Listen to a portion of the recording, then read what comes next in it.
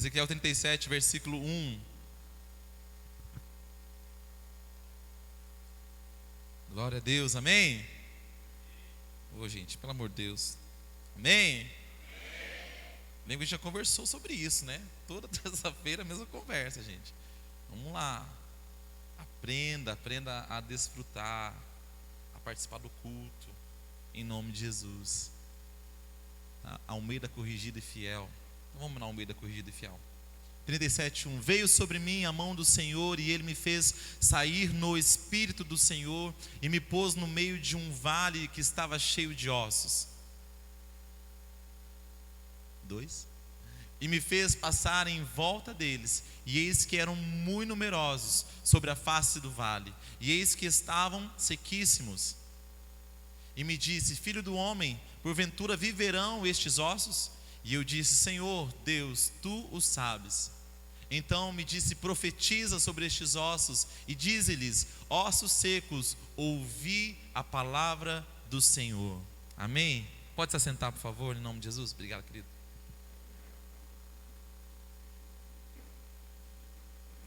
Aleluia. Toda vez que eu vou pregar é uma benção. Eu fico pensando o que vão falar, e sempre tem várias mensagens para pregar, e a gente fica procurando em Deus, né, o que Ele quer de nós. E eu estou estudando sobre um personagem bíblico, eu queria muito falar sobre ele nessa noite, mas uma outra oportunidade a gente fala sobre ele, porque essa palavra veio no meu coração, de Ezequiel 37, muito conhecida de todos nós. Talvez você, por mais que você tenha pouco tempo de conversão, de igreja, você já ouviu alguma coisa sobre o tema, ou uma música, ou enfim, teve alguma experiência com esse texto. Muito pregado, muito ensinado nas igrejas, nos nossos dias, por causa da mensagem central que ele traz, que é trazer vida àquilo que está morto. Mas eu queria que nós hoje talvez tivéssemos uma outra visão sobre o assunto, ou talvez a mesma, mas eu creio que Deus está nos levando por esse caminho. Quando nós começamos a observar, e eu gosto muito de fazer isso, observar o que Deus tem falado nos últimos dias. Então sempre a gente busca fazer uma conexão entre as mensagens, né, que estão sendo pregadas no domingo, o que estão sendo ministradas na terça, nos nossos encontros de célula, no culto de adolescentes, no encontro dos jovens. Então a gente sempre tenta fazer essa cronologia, essa conexão entre as mensagens. O que é que Deus está falando nesses dias? E já há algum tempo Deus tem falado conosco sobre tomar posição, reativar aquilo que Deus nos deu. Nós fomos participar de um seminário no começo do mês passado, no final do mês passado, lá na primeira IEQ, um seminário de avivamento e crescimento, e foi uma benção. E o pastor que pregou pela manhã foi muito usado por Deus, e ali Deus falou muito comigo sobre isso, sobre assumir aquilo que Deus realmente colocou na sua mão para que você faça, não fugir daquilo que Deus te deu. E ao longo dos dias que se passaram no seminário, todas as palavras que Deus vem falando ao nosso coração são muito literais nesse ponto, né? Domingo mesmo nós ouvimos sobre ação e reação, e provavelmente a palavra de hoje se assemelhe muito sobre a ação e reação. Mas para que você entenda um pouco melhor, Ezequiel, ele é profeta em Israel, mas não está em Israel. Ele está no exílio babilônico. Ele foi levado cativo mais ou menos quando ele tinha 25 anos de idade. E agora aos 30 anos de idade, aproximadamente, o Senhor o chama para o ministério. E lá no capítulo 1, 2 e 3, você vai ver o chamado do ministério de Ezequiel. Se você nunca leu, leia. É muito fascinante como Deus se revelou em visão a Ezequiel e o chamou para ser profeta ao povo de Israel que estava cativo na Babilônia. Já não começou muito simples para Ezequiel. Ele já começou a profetizar em um período conturbado, em uma terra de estranhos. Ele e os principais do seu povo foram levados cativos, juntamente com o rei Jeoaquim naquela época, foram levados à Babilônia como cativos, prisioneiros. E Deus o chamou para profetizar nesse contexto, nesse ambiente. E da mesma forma hoje, Deus tem nos chamado, como chamou a Ezequiel, a sermos profetas nesse tempo, nesta geração, nessa sociedade corrompida, neste mundo com princípios invertidos. Nos assemelhamos muito com Ezequiel quando olhamos para a nossa sociedade, quando olhamos para aquilo que estamos vivendo nos dias de hoje. São muito parecidos, porque Ezequiel também foi chamado para profetizar a um povo que o próprio Deus diz que era um povo revoltado, rebelde, rude. Deus diz que o povo que Ezequiel iria profetizar era um povo de dura cerviz, era um povo mais duro que o diamante. Mas é engraçado, lá no chamado de Ezequiel você pode ler que Deus diz a Ezequiel: olha Ezequiel, você vai profetizar a um povo muito difícil, um povo duro de coração, rebelde, incorrigível, mas eu vou te fazer mais rígido do que eles. Eu vou te fazer mais forte, mais firme do que eles. A sua testa vai ser como diamante, como a rocha mais dura que existe. Está lá no capítulo 3. E sabe o que Deus está falando para nós? Que cada um de nós tem o líder que merece. Deus nos deu o pastor que nós merecíamos. Deus te deu o líder de célula que você merece. Porque se o povo era duro, Deus levantou um mais duro ainda para lidar com aquele povo. Então para de reclamar do teu líder, do teu pastor, para de reclamar de quem colocou sobre a autoridade na sua vida, porque é exatamente do número que você calça. Pelo menos um. Aleluia. É difícil glorificar, eu sei, mas vamos embora. Eu precisava de um Eduardo na minha vida. E como ele pregou esses dias, um ferro afia o outro. Ele precisava de um Michel na vida dele também. Ezequiel foi chamado para profetizar a um povo difícil. E agora no capítulo 37 ele está tendo uma visão a respeito do povo de Israel. Muitos erroneamente atribuem esse texto à igreja, mas é errado. É muito claro, é só você ler o contexto, só você entender o contexto histórico, que essa visão é sobre a casa de Israel. Embora não seja uma palavra para a igreja, é uma palavra que fala com a igreja.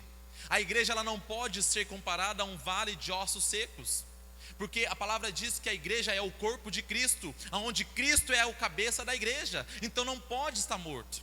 Se está morto, porque não é igreja. E se não é igreja, não é corpo de Cristo, é qualquer outra coisa. É seita, é sei lá o que você quiser chamar, mas não é igreja. A igreja não está morta.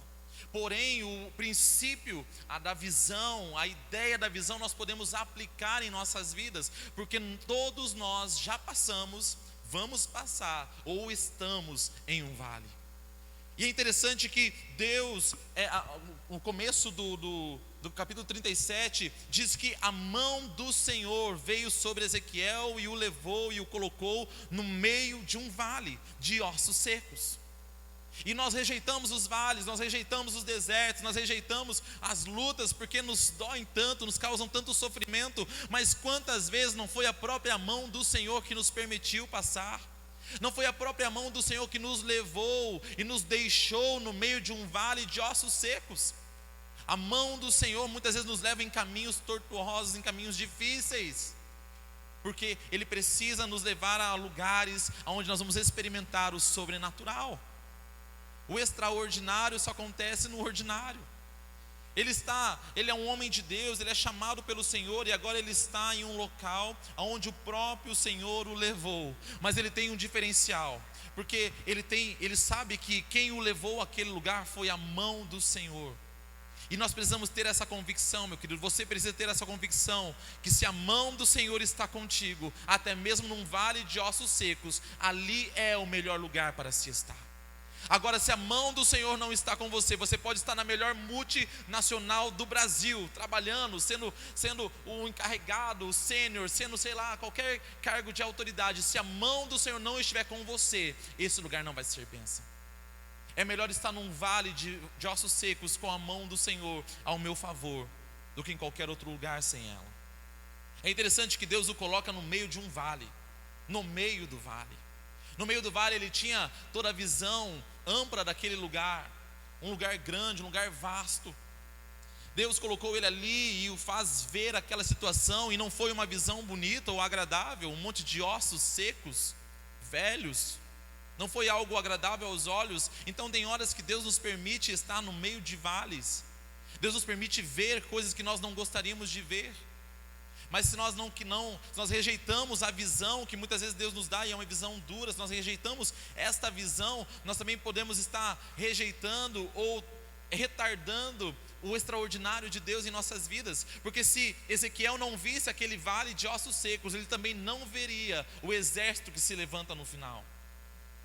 Não tenha medo, não rejeite quando Deus começar a te mostrar certas coisas em você, quando Deus começar a mostrar o seu caráter deturpado, quando Deus começar a mostrar a sua língua grande, quando Deus começar a mostrar as suas falhas de caráter, as suas deficiências. Não tenha medo das visões, por mais que elas sejam duras. Quando você começa a ler a palavra e diz: miserável homem que sou. Outro dia o pastor pregou sobre isso: miserável homem que sou, pois o bem que eu quero fazer eu não faço, mas o mal que eu não quero, esse eu acabo cometendo todos os dias. Não fuja das visões, porque nós somos muito experts em olhar para o outro e ver o pecado do outro, mas não conseguimos ver o nosso.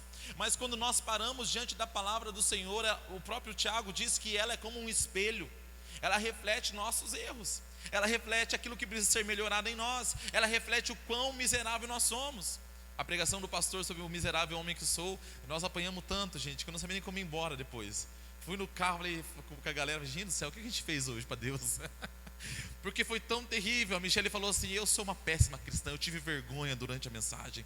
Se você não assistiu, assista, está lá no YouTube. Se você assistiu e não entendeu nada, se você assistiu e achou que você está top, assiste de novo, porque alguma coisa de errado não está certo. Sério, Deus nos coloca em vales, Deus nos mostra quem somos, Deus mostra a nossa realidade, porque às vezes nós achamos que somos um exército poderoso, às vezes nós achamos que somos fortes o suficiente, mas na verdade não passamos de ossos secos. Porque nós estamos aqui, estamos participando da célula, estamos vendo tantas coisas, mas não há vida, não há transformação, não há mudança.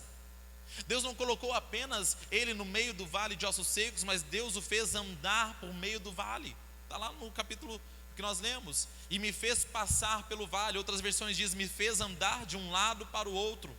Sabe o que Deus está falando para nós, meus queridos? No vale continue andando, no vale continue caminhando. Às vezes é o vale da depressão, às vezes é o vale da ansiedade, porque hoje em dia nós temos criancinha pequenininha com ansiedade. Lá na escola a gente atende crianças de 6, 7 anos com ansiedade.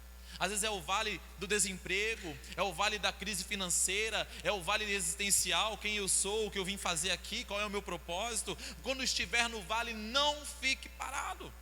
Deus não deixou ele ficar parado, estático no meio do vale. Deus o fez caminhar.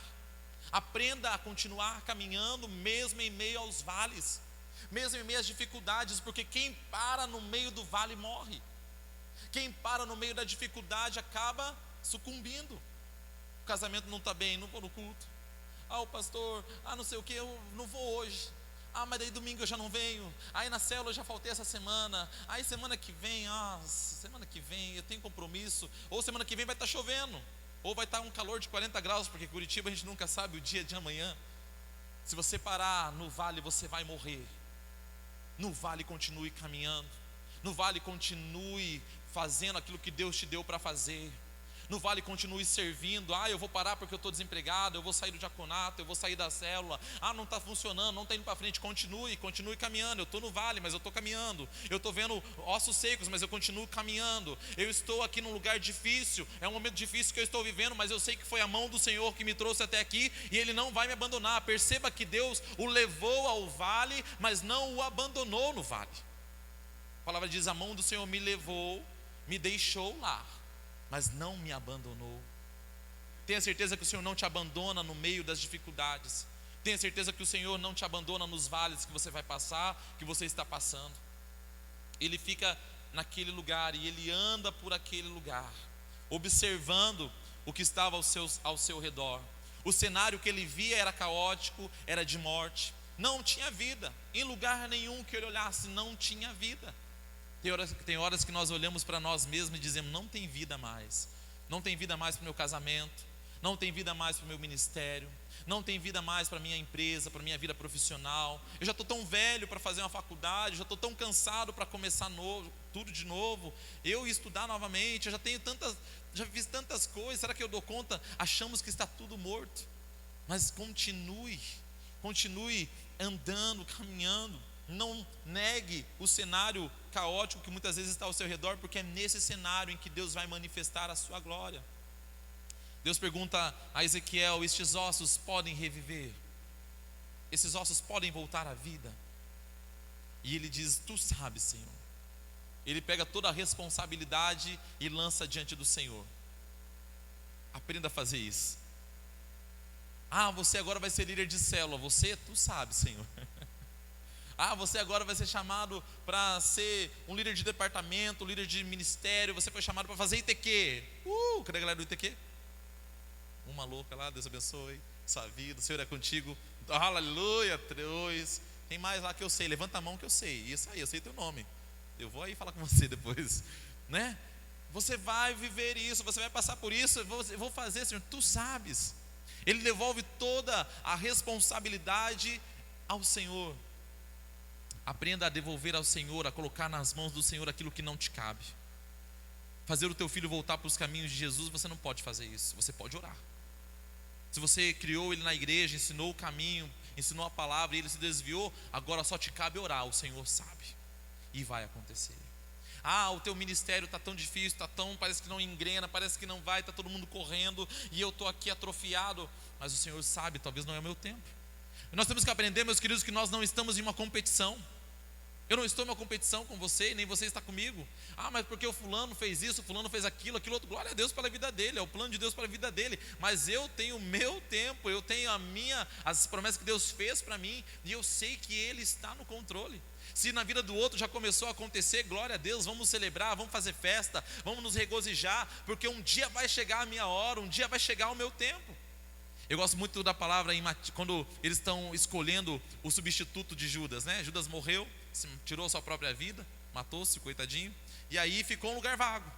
E aí os discípulos se reúnem, fazem uma reunião lá e dizem: olha, precisamos achar alguém para substituir a Judas. Então vamos escolher alguém. E dentre essas pessoas que eles fazem alguns critérios. Tem que ser alguém que esteve conosco desde o começo. Tem que ser alguém que teve testemunho vivo de Cristo e de tudo que Ele fez. E aí eles vão lançar a sorte e cai sobre Matias. Matias assume o lugar de Judas. Eu fico pensando, talvez Matias nunca esperou que ele faria parte, fosse contado como um dos 12, mas no final da história, porque ele esteve lá e porque ele aguardou o tempo, chegou o momento dele. Lance as suas preocupações, as suas ansiedades na mão do Senhor. E aqui, essa introdução, agora vamos pregar rapidinho. O tema da mensagem é o Espírito e a Palavra. O Espírito e a Palavra são duas coisas que nós não podemos abrir mão. Diga aí para a pessoa que está do seu lado: você não pode abrir mão do Espírito Santo e da Palavra. Mas tem uns que só mexem a boca, não sai nem... Não, pelo amor de Deus, irmão, eu estou aqui, estou olhando para você. Diga, você não pode abrir mão do Espírito Santo e da Palavra. Eu vi que você não falou aí em cima, aí na galeria aí, ó. Estou de olho em vocês aí, ó. Vou te chamar pelo nome, aqui na frente. Hoje Deus vai revelar tudo, misericórdia. O Espírito Santo e a Palavra. Quando Ezequiel, ele diz: Senhor, tu sabes, Deus responde a Ezequiel e diz o quê? Profetiza. Profetiza segundo o que eu estou te falando. É uma ação direta de Deus. É uma ação direta da palavra de Deus sendo liberada sobre Ezequiel. E Ezequiel, ele não acrescenta uma vírgula, um ponto. Ele não faz nada diferente além daquilo que Deus mandou ele dizer. Ele diz: filho do homem, profetiza sobre este vale. E Ezequiel profetiza segundo a palavra que foi liberada, e as coisas acontecem. Você precisa da palavra de Deus permeando a sua vida. Nós precisamos da palavra de Deus guiando os nossos passos. Nós precisamos acreditar que a Bíblia não é apenas um livro de contos de fábulas. Outro dia alguém disse que a igreja é um grande grupo do livro, clube do livro, de um livro só, que só lê a Bíblia. Alguns acham que a Bíblia é só mais um livro, é só mais uma filosofia, algo legal que nós lemos aqui continuamente, sem nada para nos oferecer, mas na verdade ela é a palavra de Deus, ela é a revelação de Deus para nós, ela é o nosso manual, ela é a nossa régua de medir, ela é aqui lâmpada para os nossos pés, luz para os nossos caminhos. Se a Bíblia fosse um livro qualquer, meu querido, não chegaria a ponto de homens como nós temos hoje na história proibirem a existência desse livro em seus países. Se a Bíblia fosse apenas um livro, não chegaria ao ponto de homens morrerem por causa dele ser queimado em praça pública, diante dos homens, porque ele causa transformação de mente, ele causa transformação no caráter, ele fala sobre família, ele fala sobre aliança. A Bíblia fala sobre relacionamento de pais e filhos, filhos e pais, fala sobre relacionamento do homem com o seu Criador, nos revela a como o Deus Criador de todas as coisas fez o homem à sua imagem e semelhança. A Bíblia nos livra da ignorância e nos aponta o caminho para o céu. Não tem como você viver, meu querido, sendo crente sem ter conhecimento bíblico. Não tem como nós queremos evoluir, crescer, expandir sem ter base. Nós estamos agora no nosso projeto de evangelismo de oração e vamos orar, e Deus está fazendo, e Deus está movendo, mas precisamos de palavra. Precisamos de palavra, porque daqui a pouco os sedentos estão chegando, aqueles que estão enfermos estão chegando, aqueles que não têm nenhuma referência de família, nenhuma referência de cristão, aqueles que conhecem o Cristo que é crucificado numa cruz, pregado numa cruz apenas, o Cristo histórico, vão estar chegando nas portas da nossa igreja, e nós precisamos de palavra. Sabe, ovelha precisa de pasto, ovelha não precisa de cerca. Quem precisa de cerca é boi, gado, você cerca. Agora ovelha, você dá um pasto, ela se alimenta e ela fica forte, e ela produz lã, e ela fica segura. Precisamos de pasto. Lá nas nossas células precisamos de palavra. Às vezes o pessoal está levando o estudo para um outro caminho, nada a ver, distorcido, usando a base da Record como se fosse a Bíblia, não sei o quê. Meu querido, volta para cá, traz para a palavra de novo. Precisamos viver a palavra de Deus. Precisamos da palavra em nossas vidas. Ela é o cerne, ela é a nossa base. Não existe vida cristã, não existe igreja sem palavra. Não se preocupe, ou melhor, se preocupe menos com a programação da sua rede, da sua célula. Eu tenho que fazer agora o culto do não sei o que, agora não sei o que lá, porque isso é cansativo, isso te exausta, isso te deixa, afadigado. Se preocupe menos com isso, não que não tenha importância, não que não seja relevante um culto rosa, um mega célula, nada disso, não estou pregando contra, mas estou dizendo que não pode ser o nosso foco. Pode ter tudo isso, mas se não tiver palavra, não tem vida. Se não tiver palavra, não tem consolidação. Se não tem palavra, não tem testemunho, não tem transformação. É a palavra de Deus. Quando Ezequiel libera a palavra de Deus, então o Espírito Santo sopra sobre aquele lugar. Lá na continuação que nós não lemos ali, sopra sobre aquele lugar, e então os ossos começam a se juntar, cada osso com o seu osso. Então vai crescer tendões, músculos, carne. A palavra e o Espírito trabalham juntos. A palavra e o Espírito trabalham juntos. Gênesis 1 diz que no princípio a terra era sem forma e vazia, e o Espírito de Deus pairava sobre a face das águas. O Espírito pairava sobre a face das águas, mas não havia o quê? Transformação. Mas não havia mudança. A terra continuava sem forma e vazia. Até que então houve uma palavra: haja. E então as coisas começaram a serem transformadas. O Espírito trabalha junto com a palavra de Deus.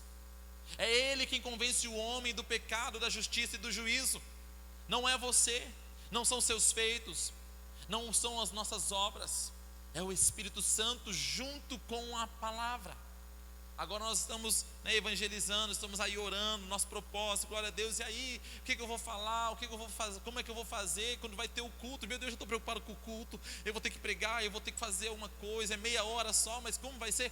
Se você tiver palavra e Espírito, fica tranquilo, porque Ele vai nos lembrar o que devemos dizer. Ele vai nos fazer lembrar aquilo que nós já estudamos, aquilo que nós já ouvimos. Afinal de contas, a fé vem pelo ouvir, e ouvir a palavra de Deus.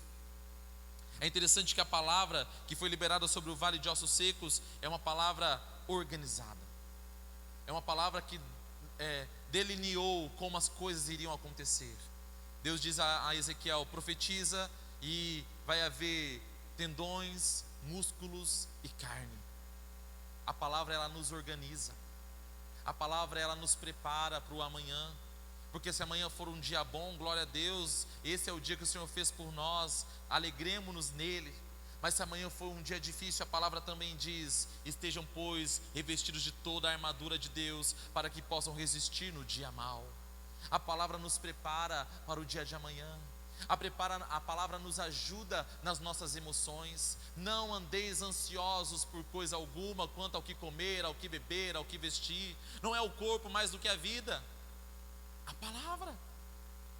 O meu filho tá difícil, nosso relacionamento, nossa convivência é difícil. Queridos, a palavra nos ensina: pais, não provoquem a ira dos vossos filhos.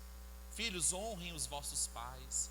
Homem, amem suas esposas como Cristo amou a igreja. Mulheres, sejam submissas. A irmã está até olhando para o marido, né? Todos vocês gostam dessa parte, né? Enfim, o homem, a mulher tem que ser submissa. Agora olha para ela, pode olhar para ela. Tem que ser submissa ao marido. É a palavra organizando a nossa vida. A palavra nos ensina a trabalhar com dinheiro. A palavra nos ensina a chegar numa festa. Sabia que a palavra nos ensina a chegar numa festa? A palavra diz assim, a Bíblia diz assim: se você chegar numa festa, não procure os primeiros lugares, se assente um pouco no fundo. E se o dono da festa te tiver por honra, ele te convidará a se sentar nas primeiras cadeiras. Porque é melhor ser assim do que ser feio. Você sentar lá no primeiro, aí vem alguém: desculpa, tem alguém mais importante que você. A Bíblia, ela nos ajusta, ela nos alinha. Nós estamos em um propósito. Nós como igreja estamos em um propósito. E nós estamos caminhando para ele e chegamos até aqui. E daqui para frente Deus tem traçado novos caminhos para todos nós. Mas nós não vamos alcançar êxito, seja em nossas células, seja em nossas redes, seja agora o nosso evangelismo, se não tivermos palavra e o Espírito Santo nos guiando. É interessante, para nós encerrarmos, que Jesus mesmo, antes de subir aos céus, ele diz: olha, vocês vão receber poder ao descer sobre vós o Espírito Santo, e serão as minhas testemunhas. Testemunha nos fala sobre palavra, nos fala sobre uma vida diferente, cheia do poder de Deus. Jesus mesmo disse, nos seus evangelhos, ele lê a passagem de Isaías 61, ele diz o quê? O Espírito do Senhor Deus está sobre mim, pelo que me ungiu para pregar boas novas. O Espírito e a palavra. Paulo disse: eu trouxe uma mensagem a vocês não firmada em palavras de persuasão humanas, mas trouxe uma palavra a vocês com demonstração do poder do Espírito Santo. Falar, muitos falam. Pregar, muitos pregam. Meu Deus, quantos pregadores nós temos hoje, não é verdade? Mas sabe qual é a diferença? Qual é a igreja que sai das quatro paredes e faz a diferença lá fora? É a igreja que carrega a palavra, mas também a demonstração do Espírito Santo. Em meu nome expulsarão demônios, curarão enfermos, pisarão serpentes e escorpiões, e se beber alguma coisa mortífera, não lhes fará dano algum. Esses sinais seguirão aos que crerem. É tempo de nós nos apropriarmos de tudo aquilo que Deus tem nos dado, de todas as palavras que Ele tem liberado sobre nós, e andarmos no poder do Espírito. Não foi dado apenas a alguns a autoridade. Não, porque fulano quando ora, porque fulano quando prega, aquele ciclano quando canta. Não foi mais dado a alguns personagens ilustres. Está de graça, está liberado ao alcance de todos nós. E todos nós temos livre acesso à palavra e ao Espírito Santo. Que nós possamos, como Ezequiel, profetizar sobre as ruas da cidade, profetizar sobre o nosso bairro, que haja vida, e ver as coisas acontecerem, não porque somos nós, mas porque é a palavra de Deus e o seu Espírito em nós, em nome de Jesus. Fica de pé. Ele passou e canta.